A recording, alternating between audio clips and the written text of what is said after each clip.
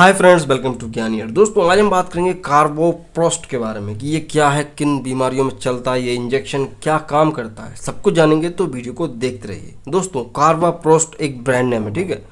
और इसके अंदर होता क्या, बेसिकली कार्बोप्रोस्ट्रोमेथामाइन। कार्बोप्रोस्ट्रोमेथामाइन इसी की तरह मार्केट में और भी इंजेक्शन आते हैं, जैसे कि प्रोस्टाडिन आता है, एंडोप्रोस्ट आता है या कार्बोपोस्ट आता है, ये सब।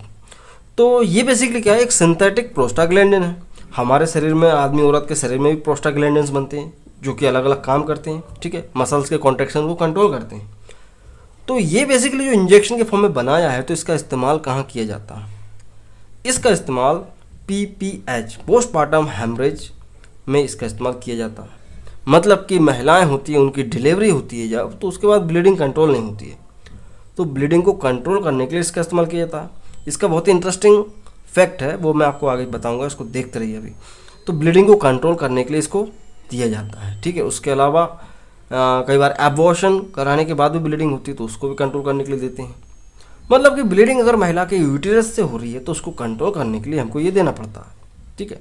बात करेंगे काम कैसे करता है, तो देखो, इसका मार्केट में 125 माइक्रोग्राम पर 0.5 मिलीग्राम ml का इंजेक्शन आता है, और एक और आता है 250 माइक्रोग्राम, मतलब 250 माइक्रोग्राम पर ml का इंजेक्शन भी आता है। तो वो डिपेंड करता है अलग अलग पेशेंट में कितना क्या लगना है।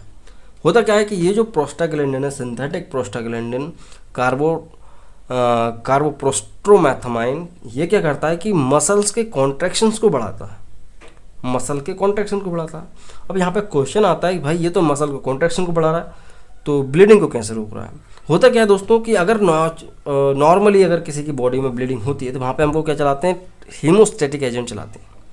हीमोस्टेटिक एजेंट कौन से होते हैं? ट्रांक्जिमिक एसिड, एटामसेलेट, ये सब होते हैं। लेकिन यहाँ पे हम इसको क्यों चला रहे हैं?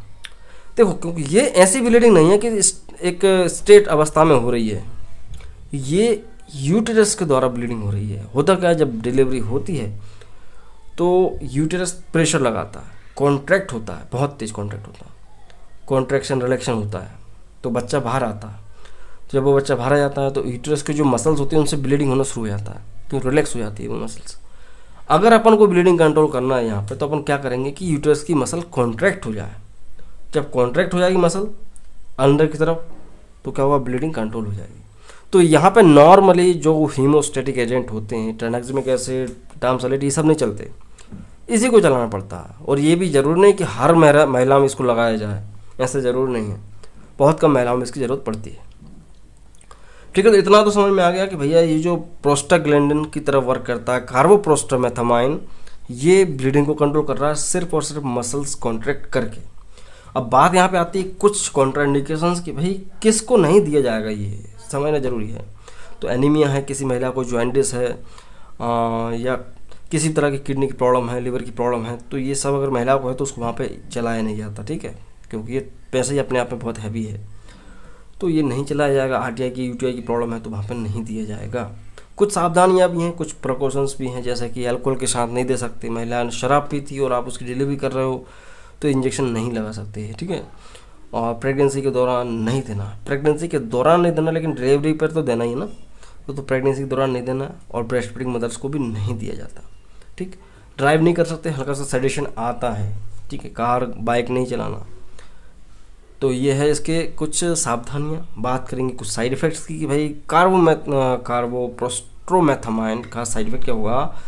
तो नॉर्मली तो साइड इफेक्ट बहुत कम देखे जाते हैं, बट फिर भी टेम्परेचर बढ़ जाएगा, चेहरा थोड़ा सा गरम गरम महसूस होगा, कान के आसपास गर्मी से महसूस होगी महिला को, ठीक है।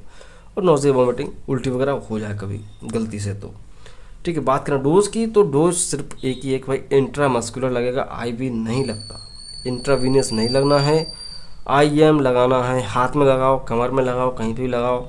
125 माइक्रोग्राम भी लगा सकते हो, 250 भी लगा सकते हो, डिपेंड करता है महिला का वजन क्या है और सीवियरिटी क्या है, डिपेंड करता है, ठीक है।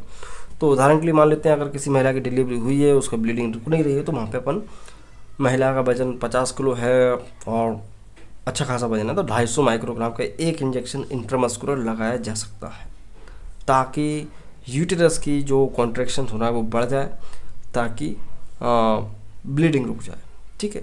तो ये होता है क्या, कार्बोप्रोस्ट टैबलेट। आई होप आप समझ गए होंगे। समझ में आया तो लाइक करें।